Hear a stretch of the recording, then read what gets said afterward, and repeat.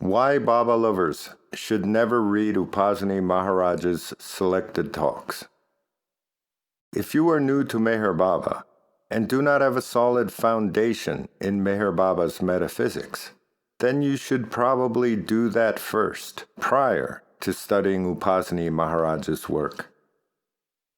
Even though you've been with Meher Baba for many years, if you haven't really made a comprehensive study of Meher Baba's metaphysics, then you should probably do that first, prior to studying Upasni Maharaj, or any other master for that matter. For those of you who are satisfied with your current understanding of life, of existence, and of the universe, Upasni Maharaj's teachings may not be for you.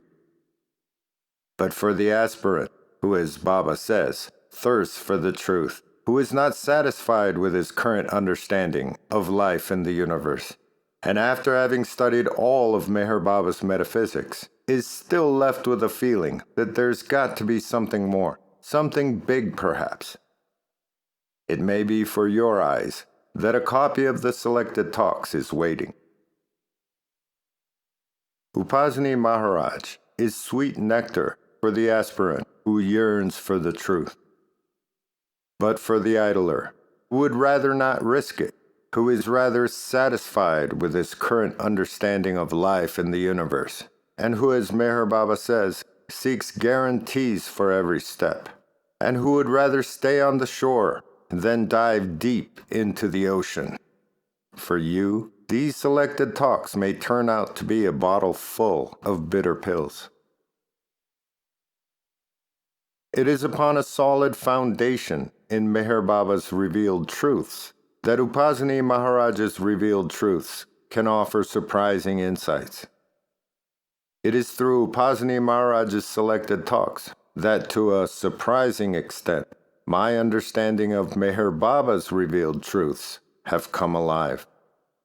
Though many of Upasni Maharaj's teachings may be shocking at first, upon careful examination, you will find that Upasni Maharaj's teachings not only fit in perfectly, as it should, with Meher Baba's metaphysics, but serves to augment it in profound ways. Over time, one might even begin to detect a certain mischievous game being played between these two great masters. As John the Baptist laid down the groundwork for Jesus, is it Upasni Maharaj that is to lay down the groundwork for Meher Baba's new humanity? These are some of the questions that we will be addressing in this video. But first, let's clear up some common misconceptions held by many Baba lovers about Upasni Maharaj's Selected Talks. Question: why did Meher Baba confiscate Upasni Maharaj's biography, The Sage of Sakuri, from the Western men in 1954? Unless, of course, he didn't want his lovers looking into Upasni Maharaj's teachings. If Meher Baba wanted us to study Upasni Maharaj's teachings, why would he confiscate The Sage of Sakuri? On September 20, 1954, when the Western men were in India for what later became known as the 3 Incredible Weeks, Meher Baba took them to Sakuri. At Sakuri, they were presented with a copy of Upasni Maharaj's biography called The Sage of Sakuri. On the return trip to Meherabad, when the group stopped in Rahuri, Baba confiscated the books from the Western men. This confiscation of Upasni Maharaj's biography from the Western men seems to have been interpreted by many Baba lovers as Meher Baba figuratively saying that we as Baba lovers are not to entertain the teachings of other masters and saints, even his own master, Upasni Maharaj. That though Upasni Maharaj's teachings may be fitting for the Hindus of Marathi, his teachings are either irrelevant material or outright dangerous material for us Baba lovers here in the West. And more broadly, that Baba wants us to concentrate on him and his teachings exclusively and no other. Some Baba lovers have even gone so far as to believe that studying the revealed truths of other masters and saints can be very detrimental to one's own spiritual progress. Some have even come to believe that as Baba lovers, we should never entertain, let alone study, the metaphysics contained in all the other avataric religions. For those teachings were not meant for us.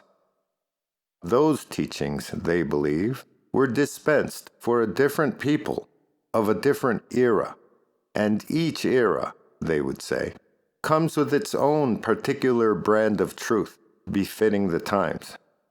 To them, what Meher Baba calls the eternal truth seems to simply change with the times. It's as if they have come to believe that to know right from wrong, truth from false, first, we must know which era we are in and what particular culture. Then and only then could we accurately assess the context from which morality and truth can be determined, they would say. Some Baba lovers have even gone so far as to actually believing that all teachings, including Meher Baba's own teachings, are entirely unnecessary. For words are just words anyway, even God's words. For any true Baba lover, his silence should be enough, they would say.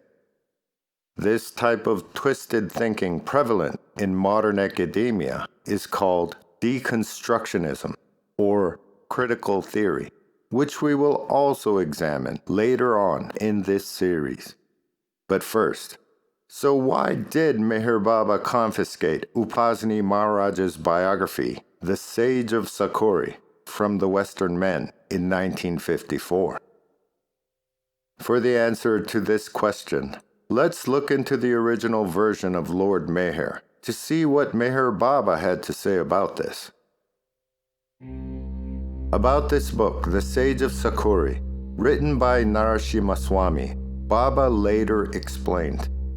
What happened is that this dear soul named B.V. Narasimha Swami came to me in Nasik and said, "Baba, I want to stay with you and write your biography." I told him I did not want that done, that instead he should go to Sakori and write Upasni Maharaj's biography. "I do not want you to write about me," I told him. He then got very upset and went to Sakori, stayed for some time, and wrote the book Sage of Sakori. That is the book I took away from you yesterday after you had each been presented with a copy. Half the book is good and half nonsense. He wrote it without including the girls, the kanyas, and gave his own interpretation. Later on, he began to doubt Maharaj. He then left him and then spread rumors about his keeping young girls, etc. He left Sakori, but the book was published. Lord Meher, 4480. Over the years, many Baba lovers seem to have confused The Sage of Sakori, written by Narasimha Swami in 1949, with the Selected Talks published by Godavari Mai, Upasni Maharaj's chargeman, in 1957. What's funny is that Baba confiscated The Sage of Sakori from the Western men in 1954 during the 3 Incredible Weeks. The Selected Talks were not even published by Godavari Mai until 1957, which is 3 years later. Narasimha Swami also writes a book about Sai Baba that becomes a big hit, helping both Upasni Maharaj and Sai Baba become well known throughout India. In fact, it is through this book, The Sage of Sakori, that Gandhi came to know about Upasni Maharaj.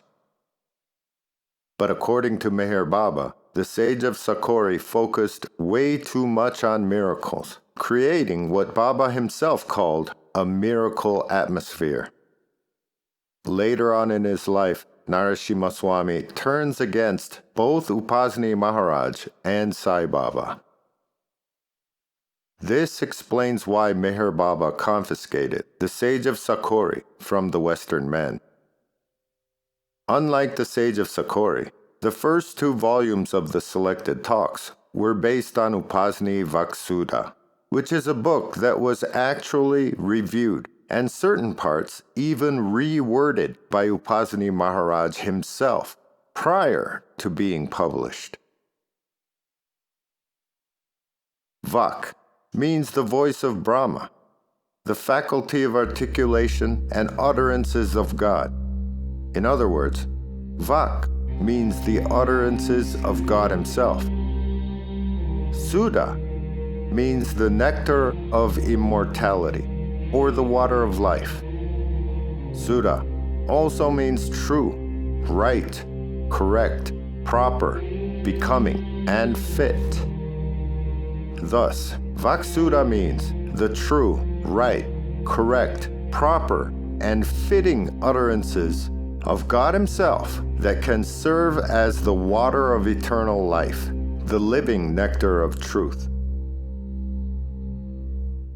Unlike the Sage of Sakori, that was published by a complete outsider, the Selected Talks were published under the direct supervision of Upasni Maharaj's chargeman, Godavri Mai. Imagine a book that contains the words of a perfect master and is published by his chargeman. This fact alone should be enough to validate the integrity of the material contained in the Selected Talks. Here is a picture of Godavri Mai with Meher Baba during that very trip to Sakori in 1954. It was taken on the same day that Baba confiscated the Sage of Sakori from the Western men. Godavri Mai and her crew must have been very busy working on the 4-volume Selected Talks of Upasni Maharaj during this very time. By discrediting the Sage of Sakori in a very visible way, was Meher Baba paving the way for the Selected Talks to take sole prominence as Upasni Maharaj's teachings? I have read The Sage of Sakori by Narasimha Swami. It's not a bad book to read if you want to know how a perfect master can be misrepresented. To give a short synopsis, let's just say that miracles played a prominent role in Narasimha Swami's understanding of spirituality. In sharp contrast, Baba warns us repeatedly not to be lured or misled by miracles. So, just so you know, this is the book that Meher Baba confiscated from the Western men. Not this one. This one is good. And this one is not so good. Now that we have cleared up this misunderstanding, this case of misidentity, let's get into the more broader question of exclusive concentration on Meher Baba and only his teachings. Objection number 1. Exclusive concentration upon one master and one master only. In God to Man and Man to God, Meher Baba states the following: the supremacy of the claim of the master is not to be challenged even by the reverence the disciple feels for masters other than the one who has accepted him. All masters are one in consciousness. One master is not greater than another. The disciple must, however, place his own master above all other masters until he transcends the domain of duality and realizes unity. Exclusive concentration upon one master is usually indispensable for gathering up the psychic energy of the disciple. By studying the teachings and works of other perfect masters and avatars, are we breaching our exclusive concentration on one master and one master only? In Lord Meher, we can read the following. Baba told Minu Pohawala who was in the habit of visiting saints. When you sink a well, you first select a spot before beginning the drilling. But if you stop drilling halfway and start anew at a different spot, you will never find water, and all your labors will be wasted. But if you keep drilling at one spot, you will surely find water one day. A spirit of fortitude is required. If you are easily disappointed and keep trying at different places, you will never succeed. Similarly, if you continue running from one saint or sadguru to another, you will never gain anything. Stick firmly to only one master and carry out his wishes. Dig. Dig and keep on digging, and one day you will get the water of realization. June 2, 1928, Meherabad. Are we digging many wells when we study teachings of the Buddha or the Christ? Does studying St. Augustine constitute a breach of this indispensable exclusive concentration? Mani Irani, in Love Alone Prevails. We cannot benefit by following more than one master, even perfect masters, as they themselves tell us. We cannot follow two living masters at once.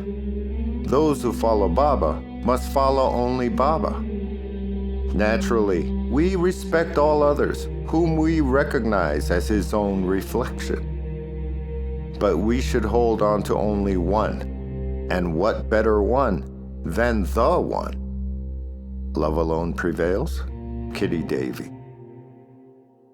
Yes, it certainly sounds like we must always stick firmly to only one master. And what better one than the one? No, not that one. Not that one either. Yes, that one. The most common objection to reading the selected talks of Upasni Maharaj is related to this very issue of exclusive concentration upon one master and one master only. This question actually pertains to a much broader question that applies to the teachings of no less than all the perfect masters, saints, and avatars of all time. This question can be rephrased like this. Even if a perfect master or a saint is confirmed and validated by Meher Baba himself, is it okay for us Baba lovers to actually read or study or even go as far as assimilate their teachings into our worldview? Is it okay for us Baba lovers to study the life story and teachings of these Baba-verified perfect masters and saints, such as Hafiz, Rumi, Tukaram, St. Francis, St. Augustine, Teresa of Avila, Kabir, Ramakrishna, John of the Cross, Rabia, Upasni Maharaj, Vivekananda, Jesus, Rama, Mohammed, Buddha, or Krishna? Or are we to take their teachings only with a grain of salt, so to speak, forbidden from looking too deeply into them or taking them too seriously? Is it okay to have a Rumi poetry night or a Hafiz poetry night at a Meher Baba gathering or a Sahavas? Or would this constitute a serious breach of this exclusive concentration? Or is Rumi, Kabir, Tukaram, and Hafiz somehow okay, just not Upasni Maharaj for some reason? These are some of the questions we will answer in this video, in Baba's own words, of course, and his actions. So, what do you do, for example, when Meher Baba mentions The Dark Night of the Soul by St. John of the Cross in God Speaks as part of his explanation of the fourth plane? Do we read the book or not? Of course, we should read the book and read it carefully. But you don't have to take my word for it. You need only take his word for it. For the answers, let's go to the source, to Meher Baba's discourses, starting with the introduction written by Don Stevens. Meher Baba continued to emphasize that he had not come to teach or lay down new precepts. He stressed repeatedly that the truth had been revealed by the great ones of the past, and that the present task for humanity is to realize the truth embodied in their teachings. Discourses Introduction. It seems pretty clear to me that Meher Baba must have repeatedly stressed, as in over and over again, that the present task for humanity is to realize the truth which is embodied in the teachings of the great ones of the past. That he did not come to teach or lay down any new precepts or principles, because the truth had been revealed by the great ones of the past already, and is embodied in their teachings. How are we to ever know what these teachings are that were given to us by the great ones of the past if we are not to even really examine them in the name of exclusive concentration? On page 220, under the title Assimilation of Divine Truths, Baba goes even deeper by saying the following. The Types of Meditation, Part 4, Assimilation of Divine Truths. The more fruitful mode of general meditation consists in studying the revealed truths concerning life and the universe. This mode of understanding and assimilating the divine truths can start by hearing or reading the expositions of the divine, which have their source in the masters of wisdom. The discourses, or the writings of the Avatar and the perfect masters, whether living or of the past, are suitable objects for this mode of general meditation, because the assimilation of divine truths revealed through them enables the aspirant to bring his life into line with God's purpose in the universe. Discourses, page 220.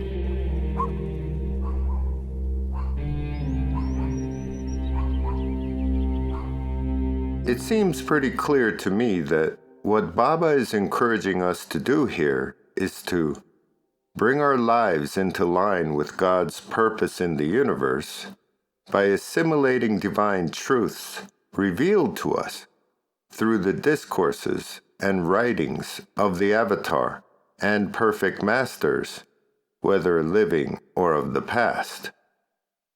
The word assimilation here means to bring the revealed truths into one's own world view by digesting them into one's perceptual framework through a process Baba calls perceptual adjustment.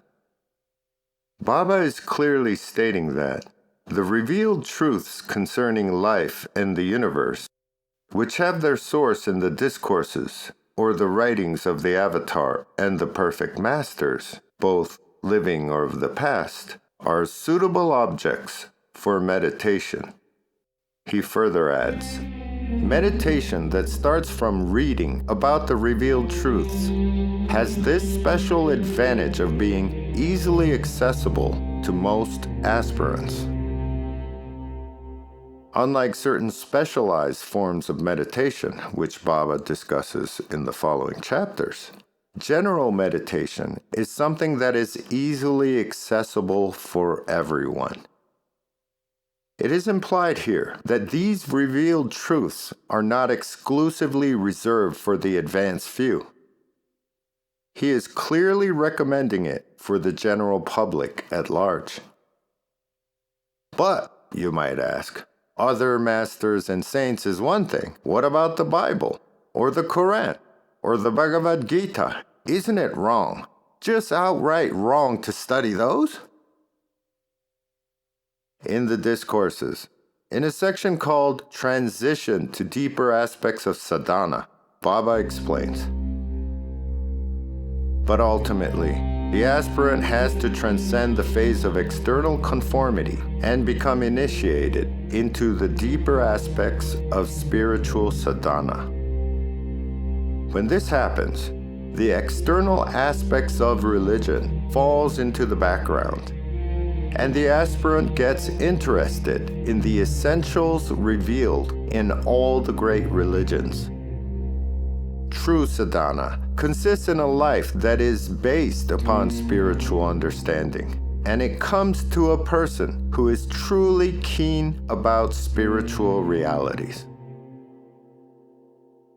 What? Did Baba just explain to us that when an aspirant is initiated into the deeper aspects of sadhana, or practice, he transcends the phase of external conformity and becomes truly keen about spiritual realities, and thereby becomes interested in the essentials revealed in all the great religions? Did Baba just say that true sadhana, or practice, consists in a life that is based upon this spiritual understanding? The essentials revealed in all the great religions can be found in the revealed truths contained in the scriptures of those religions, as well as the work of the saints and masters who help us understand what these scriptures mean. These essentials revealed in all the great religions are contained in what Upasni Maharaj endearingly calls the Shastras, essential teachings. Essential means absolutely necessary, extremely important, or that which you cannot do without. What are some of these essentials that all religions, without exception, share? You might be surprised what some of these essentials are. For example, belief in reincarnation is definitely not one of these essentials. How do we know this? Simple. Islam and Christianity do not expound on reincarnation. Their metaphysics talks of only one life. Hence, belief in reincarnation does not qualify as one of these essentials shared by all the great avataric religions. The reverence for truth, reality, spiritual understanding and knowledge, and the abhorrence of falsity, illusion, lies, and deception is a good example of an essential principle that is universally shared by all the great avataric religions. It is when people stop thirsting for the truth that they become susceptible to lies and deception. Divine love cannot spring from a fountain of lies, now can it? The fountainhead of love can only spring from true understanding. The Bible says, "My people perish for lack of knowledge.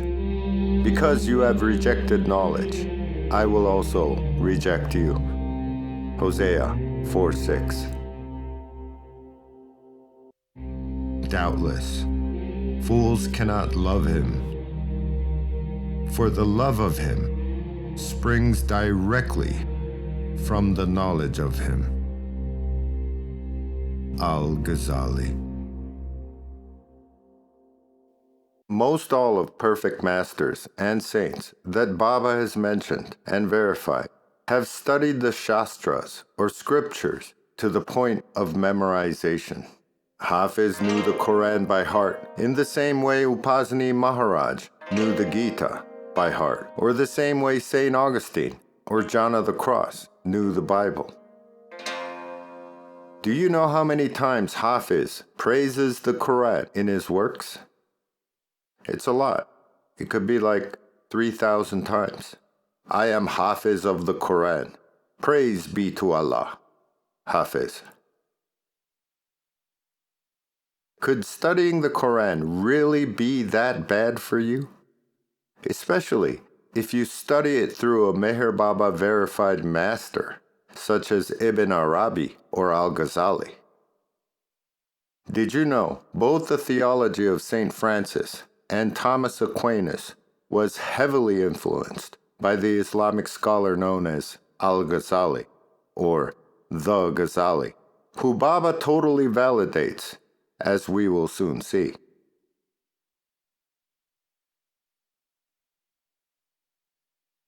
To get a clue as to where Meher Baba stands on what some of these essentials contained in all the avataric religions are, let's go to Lord Meher for some important circumstantial evidence. It happened on a warm Wednesday, on March 25th, 1925. Ironically, it was on this same day that John Logie Baird debuted what is recognized today as the first public demonstration of a mechanical TV. On the other side of the world, unbeknownst to the world, God Himself had opened a school. The instruction in the Hazrat Babajan High School was adopted to conform to university regulations. Baba's inner work in the student was being done simultaneously. Besides the regular courses such as English, history, geography, and mathematics, spiritual subjects were also being taught from various mystical writings or scriptures. The schedule for the three language groups of students, Marathi, Gujarati, and Persian, was as follows. Mondays, in Marathi, Gujarati, and Persian, study of Meher Baba's printed discourses. Tuesday, Marathi, utterances of different Hindu saints and Sadgurus, Dayaneshwar, Swami Ramtirth, Swami Ramdas from Dastoba, Tukaram, and Vivekananda. Gujarati, utterances of different Muslim and Hindu perfect masters, Goshual Shah, Swami Ramtirth, Vivekananda, or Upasni Maharaj's biography. Persian, utterances of Sufi and Hindu masters, Jalaluddin Rumi, Goshal Shah, Ibrahim Adham, Muhammad Ghazali, Swami Ramtirth, Vivekananda, or other Persian writings.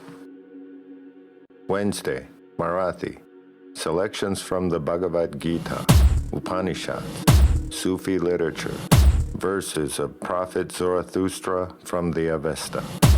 Gujarati, selections from Dastir, Ilmi Kashanum, and verses of Zarathustra on the principles of life.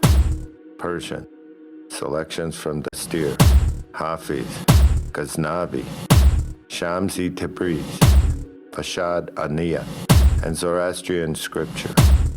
Thursday, Marathi spiritual knowledge, Christian secret knowledge or Gnostic, Islamic secret knowledge or Sufi, Gatha's Gohar or Sufi literature, Gujarati spiritual knowledge, Christian secret knowledge, Sufi literature, Islamic secret knowledge, the Bhagavad Gita, Ilmi Asad, or knowledge or contemplation of God, or Kabir's poetry, Persian spiritual knowledge, Tasavo-e Isbi, Tasavo-e Islam, Tasavo-e Kabir, Talimat-e Sufi, or Sufi teachings, Ilmi Ilahi, knowledge of God. Friday, the same schedule as on Thursday. Saturday, Marathi, Gujarati, and Persian, biographies of avatars or masters, Zarathustra, Gautama the Buddha, Jesus the Christ, Prophet Muhammad, Chaitanya, Khwaja Sahib Christi, Sri Ramakrishna, Tukaram, the Christian missionary Francis Savior of the Cross, Hazrat Azar Kaivan, a Zoroastrian master, and then Persian only, poetry of Nausar-e Khusrav and Salavi, the accounts of God-realized persons, Nagari Shatikuda, Shar-e Khwaja Christi. Sundays, Marathi, Gujarati, and Persian. Study of different religions of the world. Persian only. Philosophy of world religions.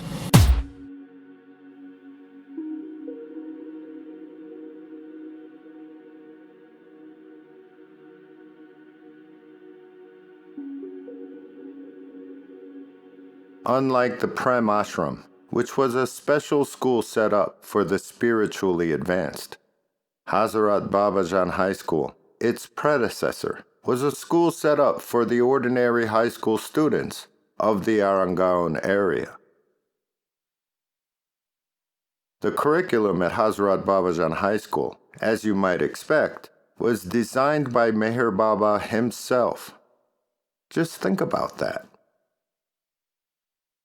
Not only did the curriculum include a deep study into all the major avataric religions, it included a study of the occult or secret knowledge of each respective religion as well.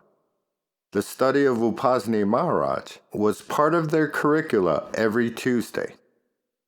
All right, kids, it's Upasni Tuesday. You know the drill. Assume your positions.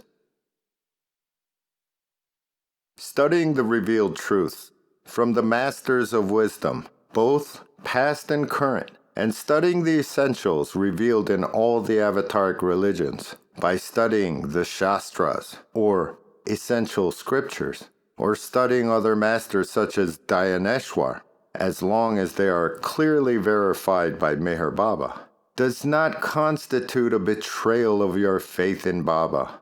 Instead, it constitutes adherence to his very words and teachings. Why else would Baba deem all these subjects suitable material for ordinary high school students? In fact, in the discourses, Baba goes on to say, meditation is personal when it is concerned with one who is spiritually perfect. A suitable object for personal meditation may be taken according to the inclination of the aspirant from among the living or past perfect masters or the avatar. Discourses 261. Did Baba just use the word suitable? Did Baba just say that perfect masters or the avatar living or of the past are suitable objects for personal meditation? What about exclusive concentration on one master and one master only, you might ask? Let's take a closer look at the exclusive concentration quote again. The supremacy of the claim of the master is not to be challenged even by the reverence the disciple feels for masters other than the one who has accepted him. As you can see, the word disciple here is referring to the literal disciple, who is someone who was actually accepted as a disciple by a perfect master in person, as in face to face, literally. Here, Baba is giving advice to the literal disciple of a master, not the figurative disciples that we all imagine ourselves to be. For the ordinary Baba lover type disciple, like us, it seems clear to me that Baba is strongly recommending, as a general prescription, the study of revealed truths of all the masters of wisdom, and to meditate on the essentials revealed to us in all the avataric religions.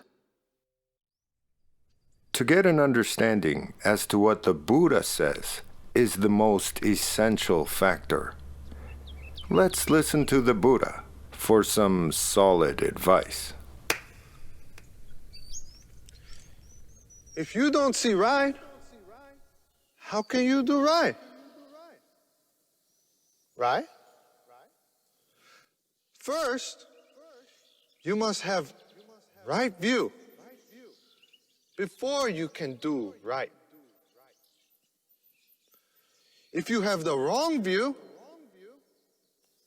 then you will do wrong.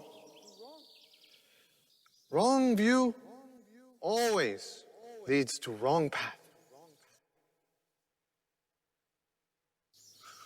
To get rid of wrong view, one must study really hard. Right study will kill wrong view.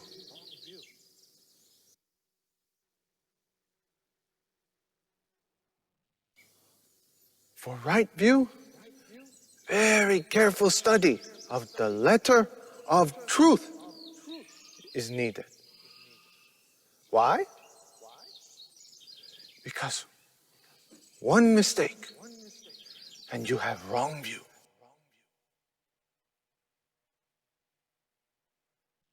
In conclusion, wrong view will take you to wrong path. And right view, you need to study.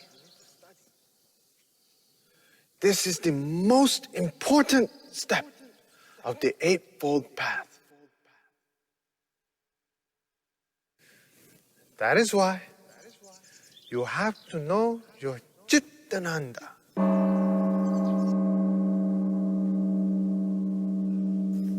To have right view, first you must have right understanding. To have right understanding, you must study the revealed truth given to us by the masters of wisdom.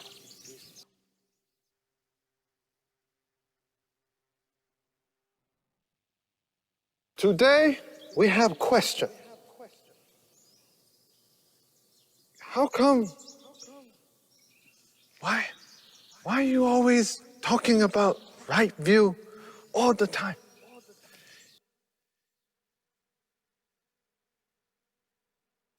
Can't you get realization with wrong view?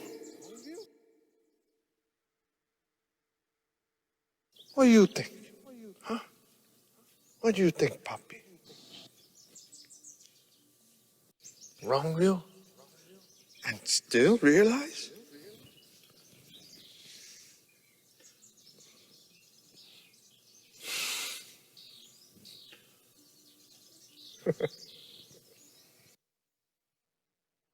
To have right view, first you must have right understanding. Right understanding of what? Of the scripture given to us by the masters of wisdom.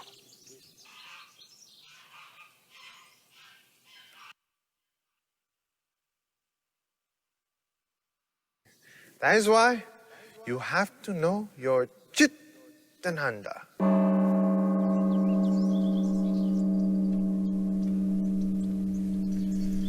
Any questions?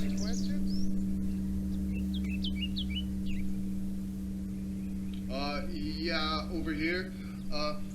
It sounds to me like you have a Chinese accent.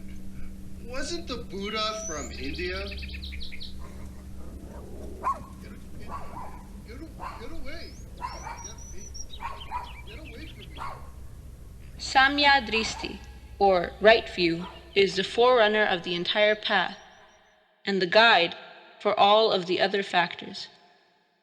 It enables us to understand our starting point, our destination, and the successive landmarks to pass as our practice advances. To attempt to engage in the practice without a foundation of right view is to risk getting lost in the futility of undirected movement. Doing so might be compared to driving into unknown territory without a roadmap.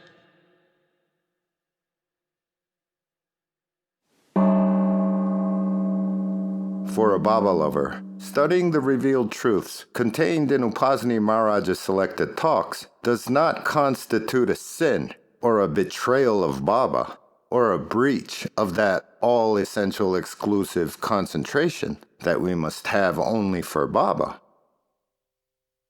Instead, it constitutes adherence to his very advice to study the revealed truths that have their sources in the masters of wisdom, living or of the past.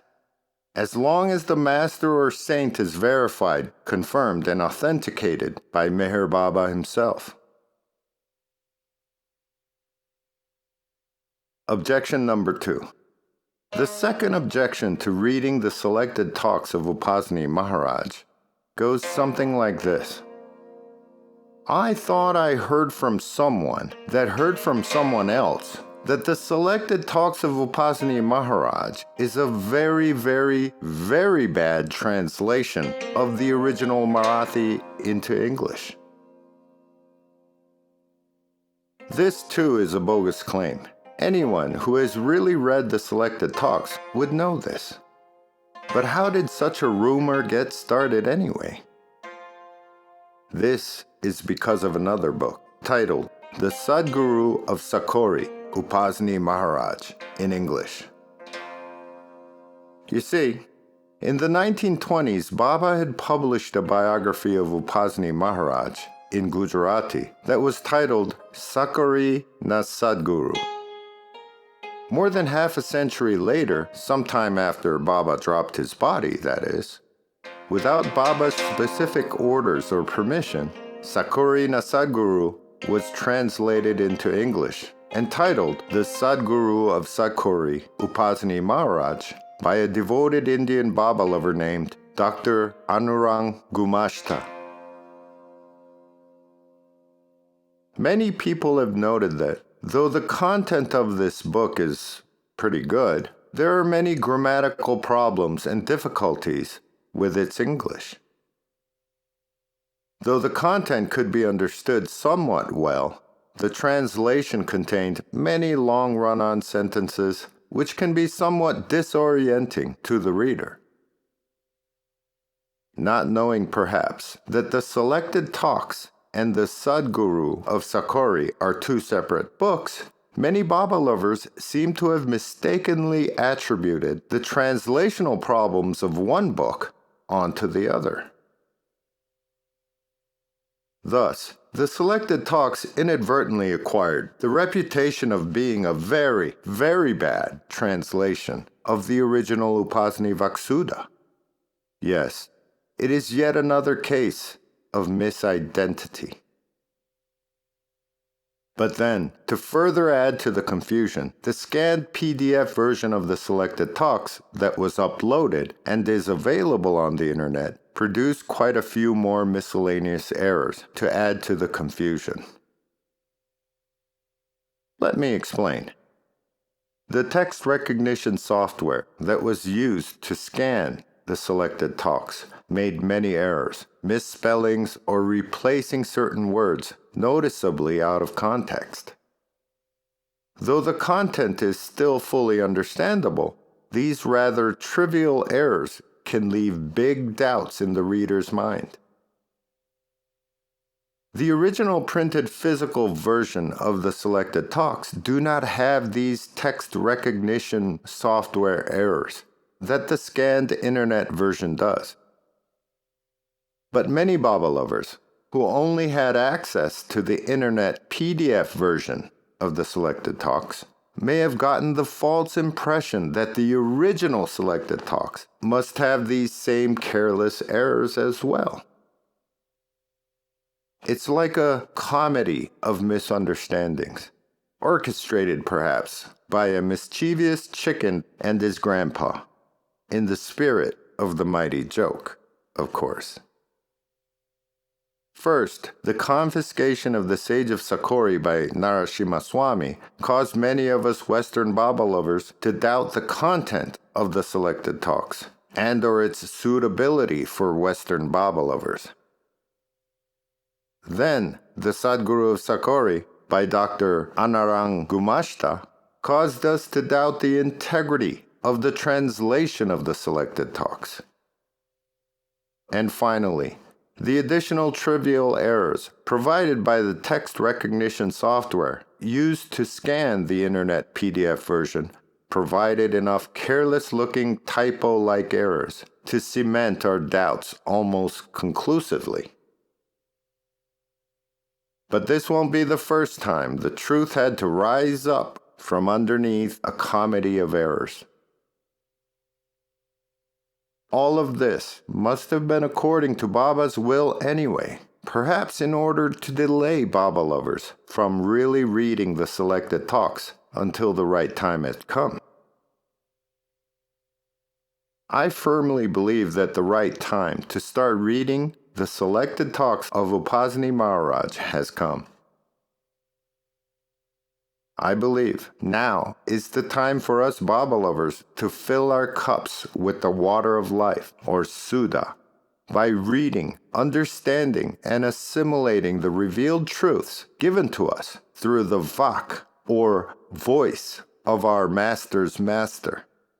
And by doing so, perceptually adjust our understanding of Meher Baba's revealed truths accordingly.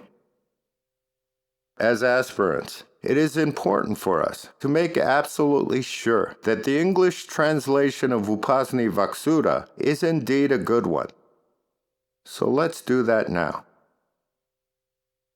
My confidence in the translational integrity of the selected talks stems from the following two primary factors. The first factor is the prevalent use of the original Sanskrit Marathi words in the English text. To give an example, those who have studied the selected talks carefully will understand exactly what the following sentence means. As the Shastras make clear, the Abla Nari, who remains in her natural state by forming no prarabdha, invariably brings about a mountain of punya, achieving the Akhanda Saubhagya, not only for herself, but for her entire family as well. By maintaining the state of Abala, and by maintaining the state of a Nari, in her prarabdhaless state, she becomes the Jaganmata for all those around her. Upasni Maharaj defines and explains the meaning of each of these Sanskrit Marathi words as they appear in the selected talks. The meaning of these words in both Sanskrit and Marathi are easily available in multiple dictionaries on the internet. In fact, one can learn a lot about the words by contrasting Upasni Maharaj's definition with the so-called mainstream definitions. Some of these differences are rather astounding and deeply revealing. It is difficult to mistranslate a text into English, especially if you've already decided just to use the original Sanskrit words, spelled out in English, strung together with a few English words. As a translator myself, my life would be so much easier if I could do the same thing.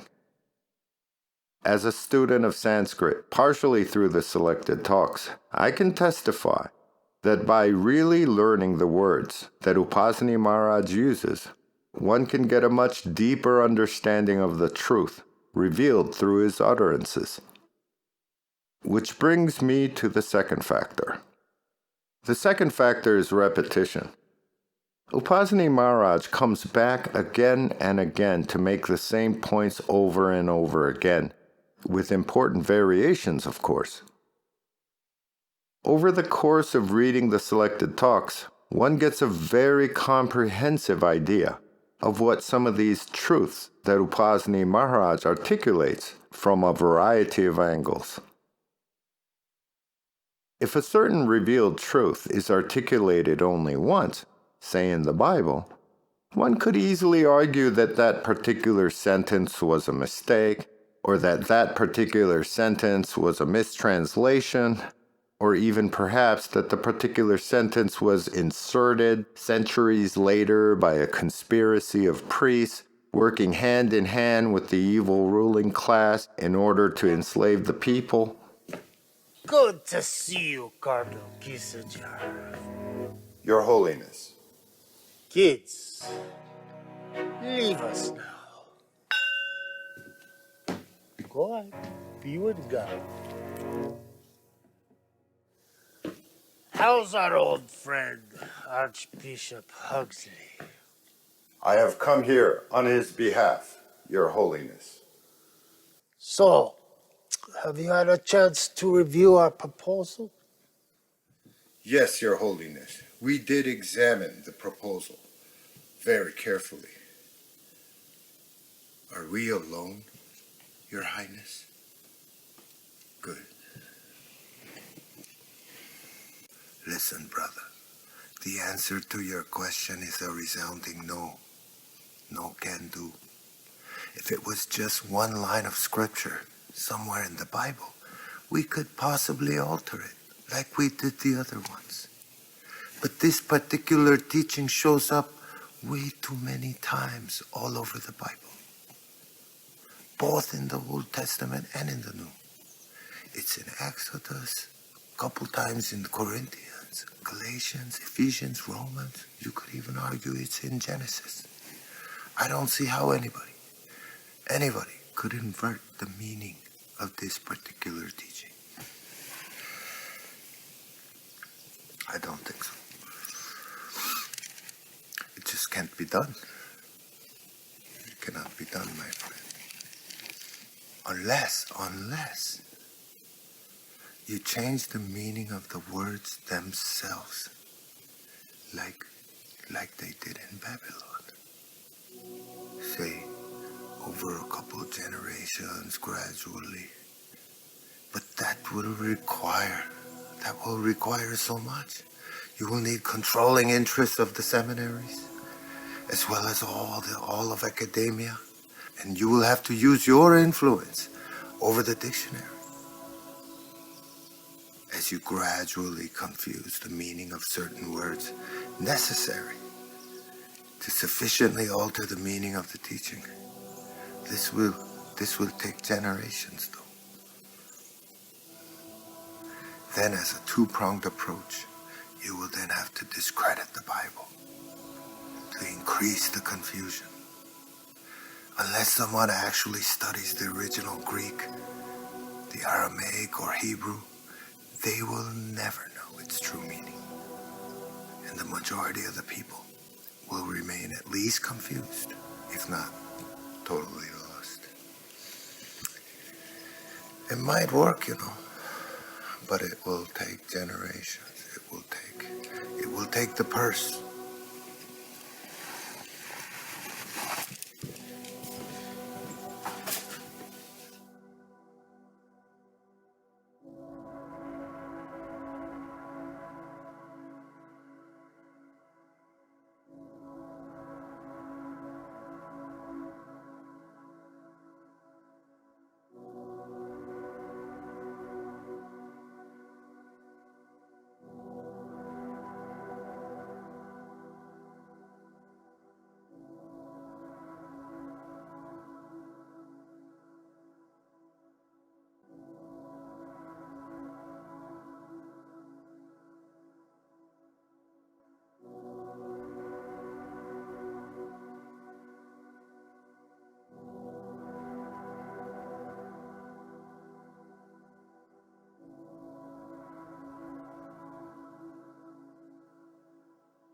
However, if a certain teaching or principle is repeated in the Bible over and over again, say in 20 to 30 different places here and there throughout the Bible, in both the Old Testament and in the New, no biblical scholar in his right mind, or Christian for that matter, would ever argue the validity of that particular teaching or principle.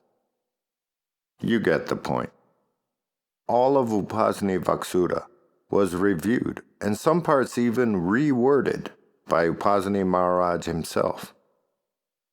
In the preface of the Selected Talks, it clearly states that they decided to leave the repetitions just as Upasni Maharaj had decided to leave them in the original Upasni Vaksudha publication. Assurance. Of the many reasons why scriptures of all faiths use repetition, assurance is one of the most important. Repetition is what assures us that what is being repeated is really, really true. In both the Buddhist scripts and the Quran, the Buddha and the Prophet both use repetition quite frequently to accentuate or rub in certain very important principles. These principles are often controversial or hard to believe, even counterintuitive, making them very difficult for many of us to accept. Frequent repetition is what paves the way with assurance, assuring us that what is being repeated over and over again is in fact the truth, the eternal, unchanging, and immutable truth. And obviously, a very, very important truth to understand and assimilate into our perceptual framework. The frequent repetition of certain essential points further makes the possibility of future translational hampering so improbable that what is induced in the future reader is nothing short of solid confidence in the material. There are certain rather controversial points that Upasni Maharaj stresses so often in importantly different ways that there can be no doubt as to exactly what he means to convey.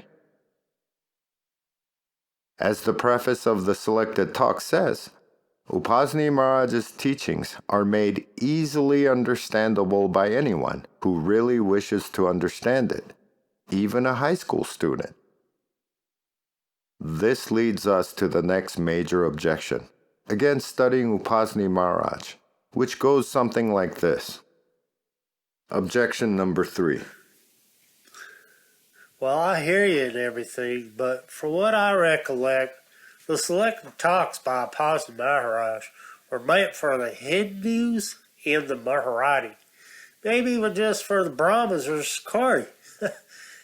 Upasni Maharaj was only talking to people whose time period, who were out there with very specific religion and culture. He wasn't talking to us in the West. No. Or the people of this modern world. No.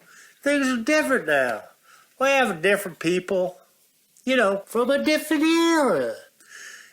It's a different world altogether now.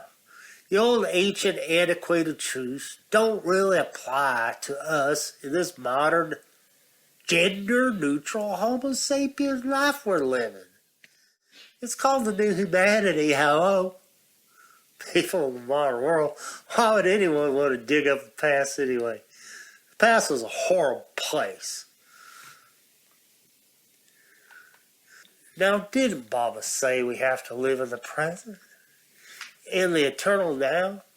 It's time we do exactly that by putting the old religions where they belong, in the trash. The new humanity will come on its own set of truths, its own set of ideas, and its own moral codes.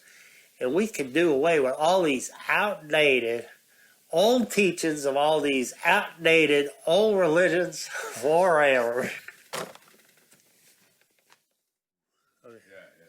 Have you heard of the beads on one string? Oh yeah, that's when he brings all the religions together like beads on one string. That's right. So let me read it to you. I shall revitalize all religions and cults and bring them together like beads on one string. So what do you think he means by revitalize? Well, that's a little tricky there. Right, because you threw it in the trash earlier. You threw them all in the trash. Right?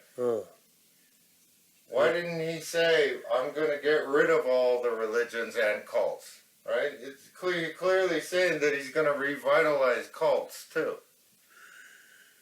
Well, yeah. So, how do we revitalize them in the trash? Well, it's hard to say, but, he's Baba can do anything. He's God, you know? The Avatar. He's like one of those avatars on that movie. So he wants us to trash it, but he'll revitalize it. Sure, why not?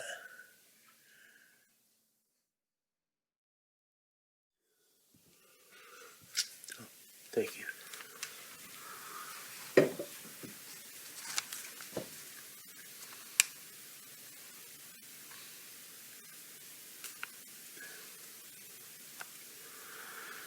I shall revitalize all religions.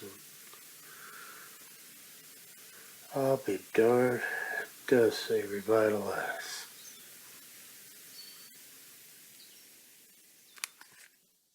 The Selected Talks by Upasni Maharaj were only meant for the Hindis and the Maharaj, you know, those guys. Maybe even the slat went down on the stem thing, and now I can't read shit.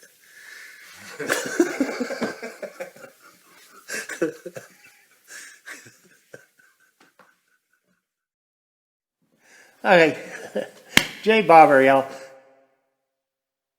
If it wasn't meant for the English-speaking world, why would Godavari Mai and her crew actually go through the painstaking trouble of translating, editing, and printing all 4 volumes of the Selected Talks into English, which is like 6 inches thick, single-spaced? If no one in the English-speaking world was meant to read it, why is the only version available in English? By mistake? Perfect masters don't make mistakes, nor do their chargemen. The people of Marathi, or India for that matter, hardly spoke any English at that time. It couldn't have been translated for them, now could it? Right? Anyone who has really read the Selected Talks will know that these discourses were not given only for the Hindus of Sakori or just the Brahmins of India, nor were they given only for the advanced pilgrims on the higher planes, nor do they contain secret, occult, or tantric knowledge meant only for the selected few, nor do they contain teachings only useful or applicable for the people of India of a certain era, say the 1920s. How do we know all this? It says so right there in the preface. Preface.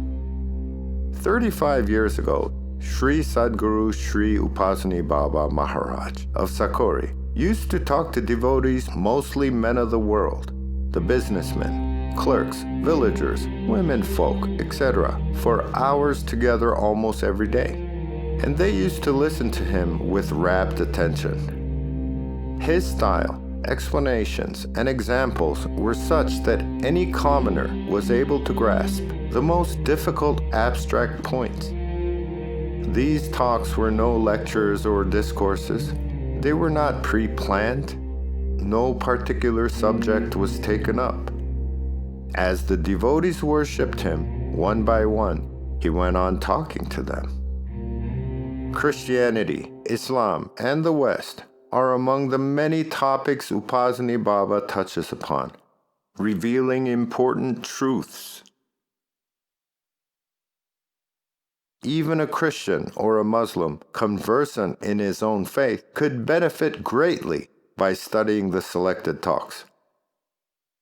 Through Upasni Maharaj, they may gain profound insights into their own faith, opening up entirely new vistas of understanding.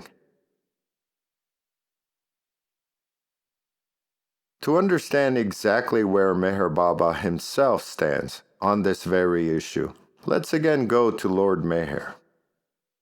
While listening, please keep in mind that Urdu is a Muslim language derived from Arabic and Persian.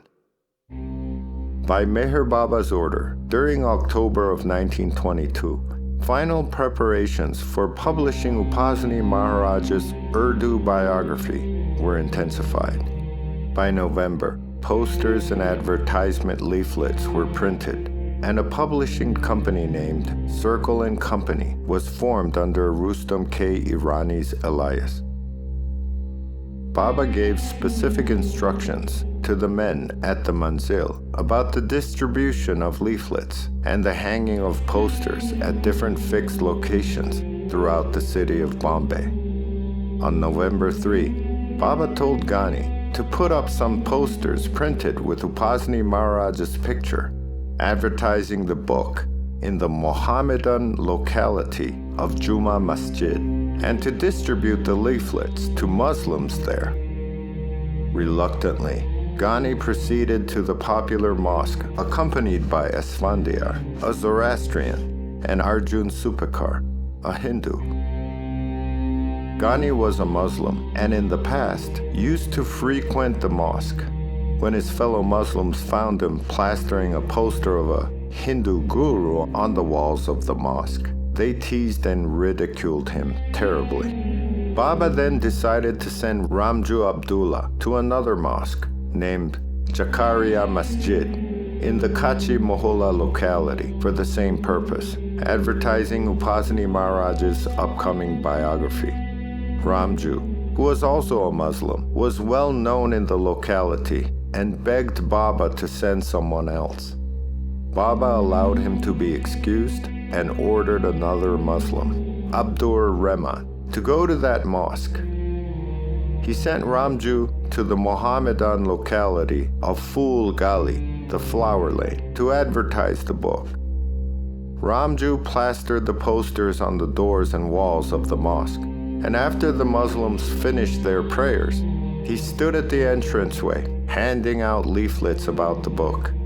Ramju did not escape rebuke, however, for he was scoffed at and vehemently insulted by the Muslims for promoting a Hindu guru. Lord Meher, 456, hawking books. To hawk, which is a verb, means to sell goods especially noisily or aggressively on the street, often to unwilling customers.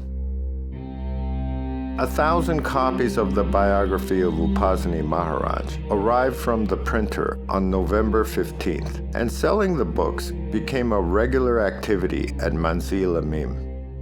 Rustam and Vajiftar were the two men wholly occupied in this work and were ordered by Meher Baba to sell as many copies as possible. The other men in the manzil were told by Baba in every available spare hour try to sell the book. Urdu is derived from Persian, and it is commonly spoken among Muslims in India. However, every man in the manzil had instructions to sell a certain number of copies of Maharaj's Urdu biography, Protector of the Poor, among their friends and relatives, whether they were Muslims, Hindus, or Zoroastrian. Ramju had a particularly difficult time disposing of his copies, so he contacted a rich relative in the hope he would buy several copies. But the relative only asked, "How long have you been so down and out that you have had to resort to this sort of peddling?" Ramju, who had been a successful cloth merchant, was embarrassed and bade a speedy farewell, but nevertheless managed to sell him 2 copies. Ramju once tried selling Upasni Maharaj's biography at the wedding of another relative and even delivered a speech to the gathering about the book's deep significance. The Muslims jeered and booed, shouting, "You are speaking to Muslims about a Hindu guru. Are you crazy? Do you think we would really buy such trash? Get out of here before we throw you out." It was not just Ramju that was ridiculed, rebuked, scoffed at, and vehemently insulted for hawking Upasni Maharaj's biography. Others like Dr. Ghani and Rustam go through more or less the same thing as well, including from their friends and family. I couldn't help but notice the striking similarity between what Ramju went through by hawking Upasni Maharaj's biography to what I am going through by hawking Upasni Maharaj's Selected Talks to my fellow Baba lovers. The following year, Meher Baba has Upasni's biography published in Gujarati as well. The title of Upasni Maharaj's biography in Gujarati was Sakari na Sadguru, the perfect master of Sakari. The Gujarati version was written by Bailey, and the publishing work was intensely expedited at the Irani mansion. Meher Baba was anxious to finish this book before proceeding to Sakari on foot, which he planned to do in mid-October. Those who stayed in the house during the day did most of the collation and binding of the 1,000 books, arranging the printed pages into book form. Those who returned in the evening from their jobs also had to help. After 6 weeks, the Gujarati version of Upasni Maharaj's biography was completed. Baba then made arrangements to go to Sakuri. A bullock cart was purchased to carry their luggage during the foot journey. It was an odd coincidence that the bullock which was purchased with the cart was the same animal which had accompanied them during their trek from Pune to Bombay in May of 1922. By the middle of October, nearly all the copies of Upasni Maharaj's biography were finally sold. 1,000 books had been purchased by various devotees to be given away free to university students. So the question now becomes, why would Meher Baba set up a publishing company to have Upasni Maharaj's biography translated into Gujarati, which is not part of Marathi, and Urdu, which is a Muslim language, and then distributed, utilizing the full force of his mandali among the common people of India, including people on the streets, as well as high school students of various faiths, such as Muslims, Zoroastrians, Christians, and Hindus? If Upasni Maharaj's teachings were only for the Hindus of Marathi, or only for the Brahmins of Sakori, or only for the spiritually advanced select few, why would Meher Baba do this? Just for kicks? I think not. Ending. In fact, on May 19 and June 7, 1957, in Guru Prasad, Pune, after giving a long discourse on not worshipping other saints and masters, Baba explained, "The sum and substance of this long talk is that you either hold fast to my Dhamman only or leave me altogether. Do not make any compromise. However, you are free to visit and pay homage to the shrines of my 5 perfect masters, Sai Baba, Upasni Maharaj, Babajan Tejuddin Baba, and Narayan Maharaj. Of my 5 perfect masters, 4 do not have any representatives. Only Upasni Maharaj has a representative. She is Godavari Mai. She has a very pure heart, and there is no equal to her in this respect. You can go to Sakori and pay your respects to her. She is dear to me. She loves me very much. She is my beloved Yashoda. This does not mean that my 5 perfect masters do not each have a chargeman and a circle.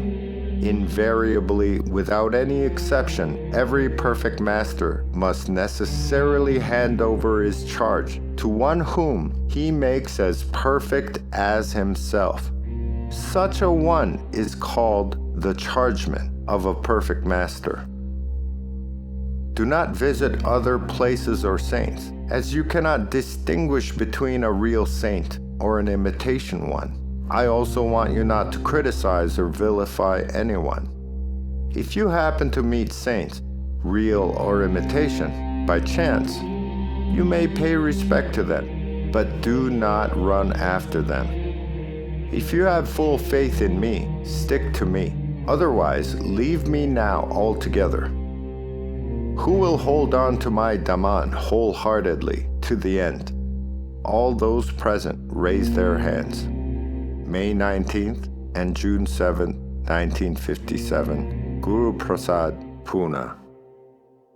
What's interesting here is that a decade earlier, Baba had said that Godavari was the chargeman, though not yet realized. But in 1957, just a few months before the Selected Talks were published, Baba changes his position on this very crucial matter.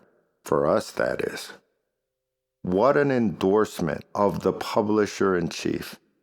You could not get a better endorsement than that. It was under Godavari Mai's supervision that the Selected Talks were published in English. For those of you who question the integrity of the translation and content provided in the Selected Talks, let me ask you this. How incompetent do you think a book published under the direct supervision of someone who a perfect master, according to Baba, had made as perfect as himself could be? Can you think of a better, more capable publisher for a perfect master's words than, say, his own chargeman, who he himself declared a Sadguru, or perfect master? The signs of perfection are written all over this book. Those of you who think that there is a good chance that the book wasn't translated into English all that accurately need to go back and reread, understand, and assimilate the revealed truths pertaining to how a perfect master works in both the discourses and God speaks. Now, when it comes to worship, surely no Baba lover would even think about worshiping other saints and masters over Baba.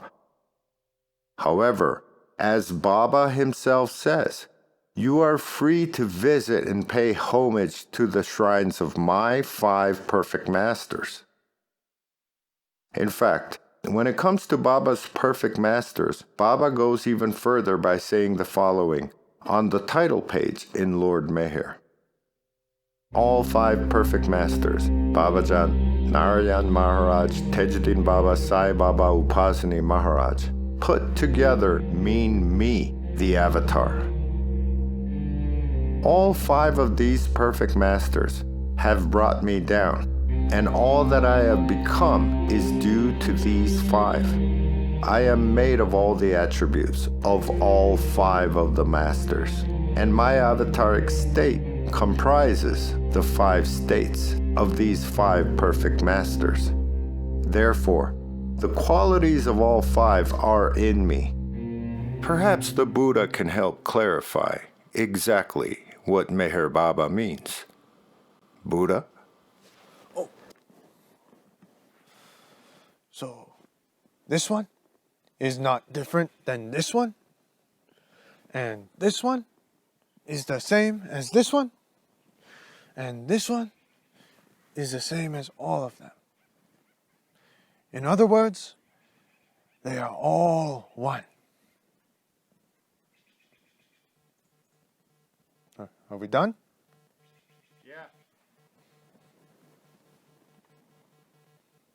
Even more astoundingly, about Upasni Maharaj's jurisdiction, Meher Baba has said the following.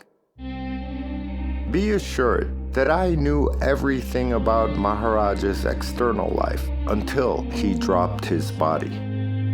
I knew because I was in him and he was in me. What I had to do with women, Maharaj did for me. And what he had to do with the West, I did for him. Glimpses of the God-Man, Volume 6, page 26. Meher Baba is saying that whatever Maharaj did, he knew about because he was in Maharaj and Maharaj was in him. All perfect masters are one in the avatar and with each other. To put it into scientific terminology, they are literally the same dude. So what is the big thing for women that Maharaj did for Baba? The woman's role can be said to be one of Upasni Maharaj's primary topics, if not the primary topic. And here we have Meher Baba saying, what I had to do with women, Maharaj did for me. Once again, it shouldn't take a genius to put 2 and 2 together on this one as well.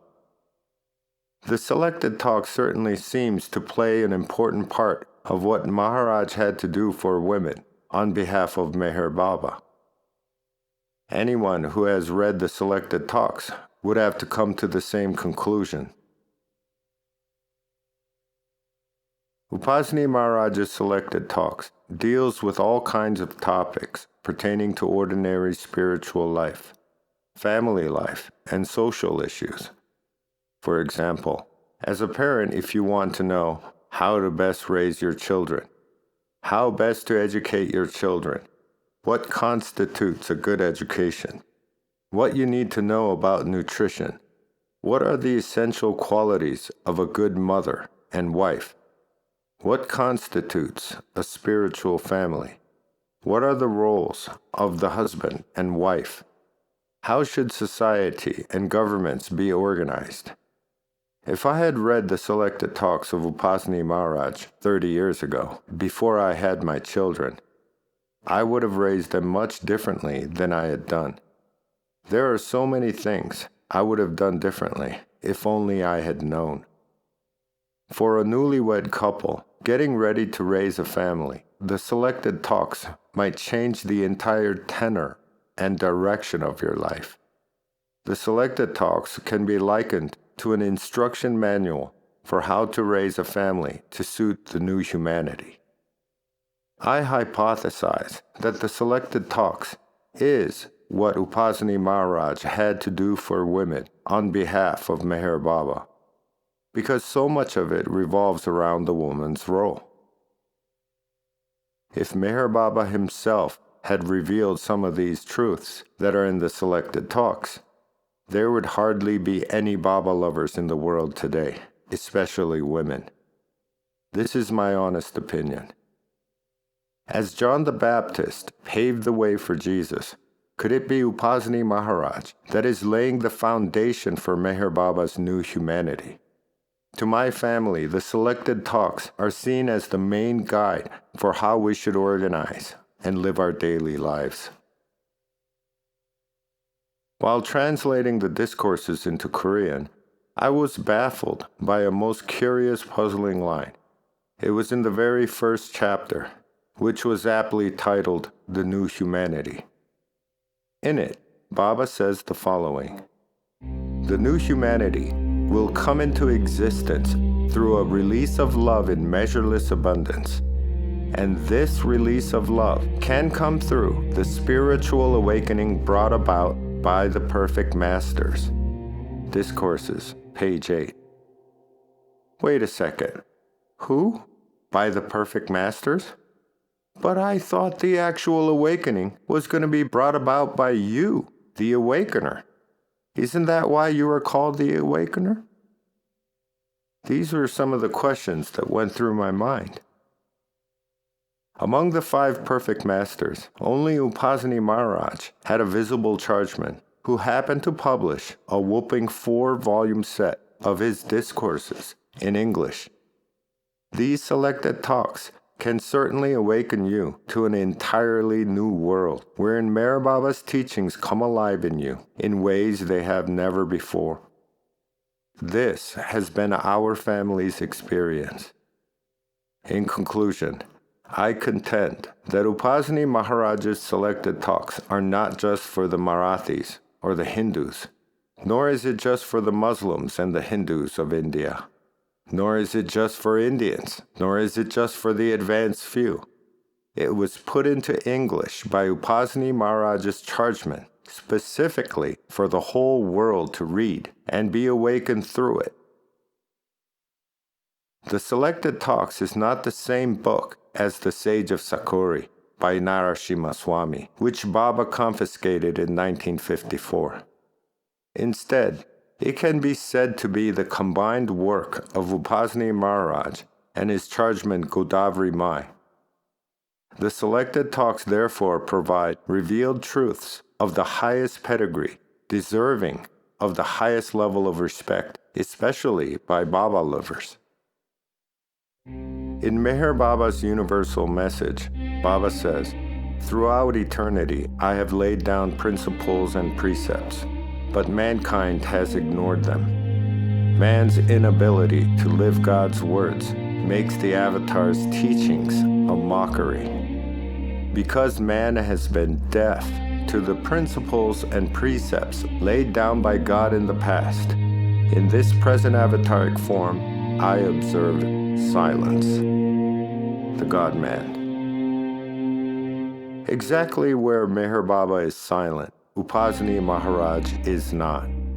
Principles and precepts that are laid down by God Himself are always eternal, unchangeable, and immutable by their nature. God does not put words back in His mouth. These principles do not morph over time, nor do they transform into different ones, depending on which era or time period you are in. If principles did that, they couldn't be called principles, now could they? These principles are just as applicable to modern times as they were during Noah's time. These principles are not only uncompromising, they are omnipresent throughout all of existence.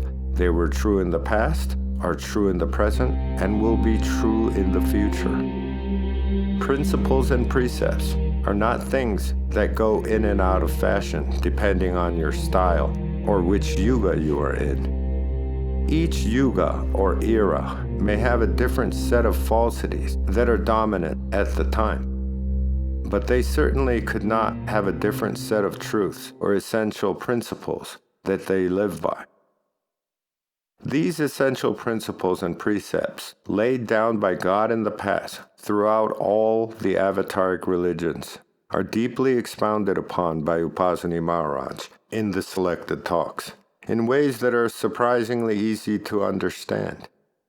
These principles and precepts are the same ones that are clearly articulated in the Bible, Old and New Testament, the Quran, the Hadiths, the Upanishads, the Gita, and even in the Buddhist scripts. Yet, these principles and precepts are at the same time almost unanimously ignored and mocked by all, including most Baba lovers I know. Can you guess what these principles and precepts are that are present within all avataric religions, without exception, yet are completely ignored and mocked by all of modernity, including most modern Christians and Baba lovers? As for the relevance and importance of Maharaj's work, I'll conclude with Meher Baba's Mandali, Dr. Ghani's words. In his lecture, Colonel Irani at one point had stated that he had been to Sakori to see Upasni Maharaj and had been told to read his books, which he found to be, quote, irrelevant matter. To this, Dr. Ghani responded, "Works like this of a perfect being are as a mirror. If an ass looks in, you cannot expect an angel to look out. When a head and a book come into collision and one sounds hollow, it is not always the book." We want to urge every Baba lover to hurry and study the Selected Talks, especially if you are about to get married and start a family.